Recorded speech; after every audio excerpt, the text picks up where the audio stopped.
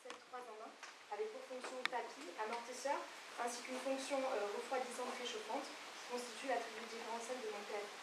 Donc pour connaître ma cible, j'ai dû réaliser une segmentation, car comme le dit Carlos Enriquez Pereira dans son livre Marketing et Management de l'équitation, les acteurs de la filière du cheval ne peuvent construire une politique commerciale optimale sans identifier clairement et rationnellement les différentes catégories de clients qui émettent un intérêt pour la pratique de l'équitation.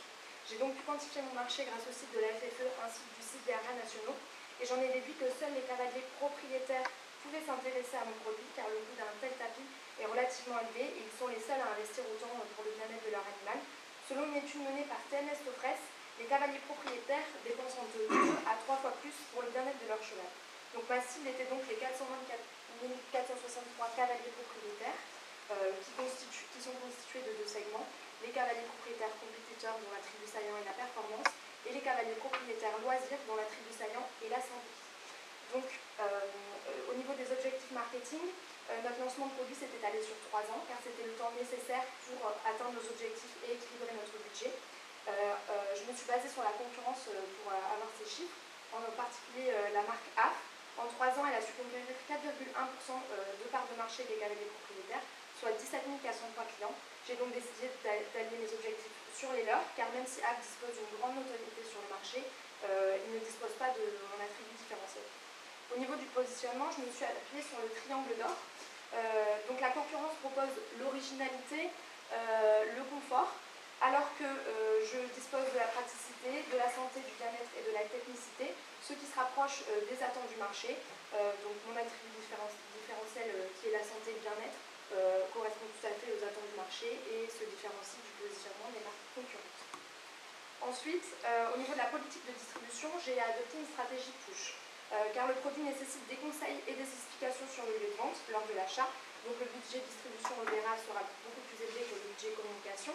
Et c'est lors d'un entretien dans le cadre de la recherche commerciale qu'il m'a été confirmé qu'il était nécessaire d'avoir un conseiller présent pour expliquer en détail les caractéristiques du produit.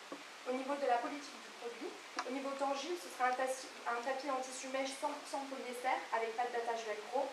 L'amortisseur de dos sera en mousse environ 25 mm. Le système sera donc un système de capteur intégré qui permettra de réchauffer le cheval ou de le refroidir durant l'effort, qui sera commandé par un moitié électronique situé à l'arrière du tapis. Le produit existera en 2 tailles, petit et grand cheval, ainsi qu'en 3 coloris, bleu, gris, noir pour rester sobre.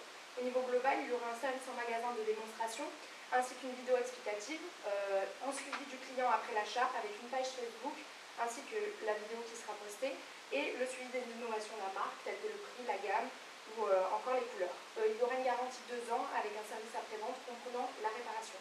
Au niveau générique, donc, on verra l'efficacité du produit.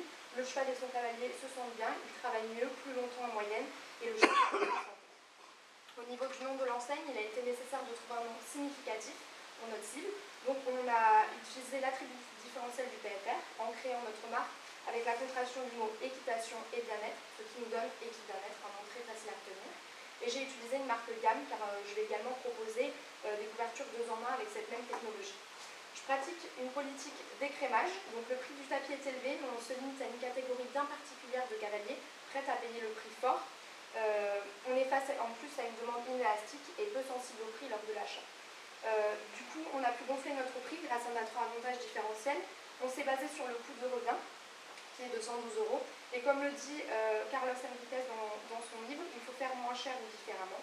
Du coup, en écoutant la vidéo du PFR de Sophie Jacquet, j'ai pu savoir que les distributeurs et les celliers prenaient 25% de marge, ce qui nous donne un prix total de 238 €. Au niveau des canaux de distribution, donc j'ai choisi un canal court avec 600 celliers car ils sont réputés pour vendre des équipements de bonne qualité et assurer une bonne diffusion géographique sur le produit.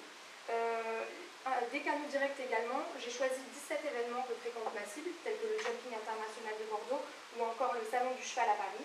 Ce sont de bons endroits pour promouvoir un produit et se faire connaître, et de plus être présent sur ces événements est vraiment valorisant aux yeux du client. Au niveau du chiffre d'affaires prévisionnel, il a été calculé selon le nombre de clients à conquérir fois le prix de vente hors taxe distributeur, ce qui nous donne un total de 2 767 077 €. Pour les actions spécifiques liées à ma stratégie push, j'ai choisi de former donc mes 600 celliers concernant les caractéristiques et l'utilisation de mon tapis, et ainsi que d'employer une équipe de 3 personnes pour promouvoir voir mon tapis sur les événements sur lesquels je serai présente. Au niveau de la communication, le budget est beaucoup plus faible, comme je l'ai dit auparavant, car c'est une stratégie push. Donc on sera sur la presse spécialisée au niveau de Cheval Santé et Cheval Magazine, car l'audience de ces magazines est constituée principalement par notre cible. Et on créera également un site internet ainsi qu'une page Facebook. Donc le budget communication sera 3,2% du chiffre d'affaires, soit 88 153 €. Et le budget distribution sera nettement supérieur, 16,1% du chiffre d'affaires, avec 445 504 € sur le total des 3 années. Et voici la bibliographie qui m'a aidé à faire ce projet. Merci de votre attention.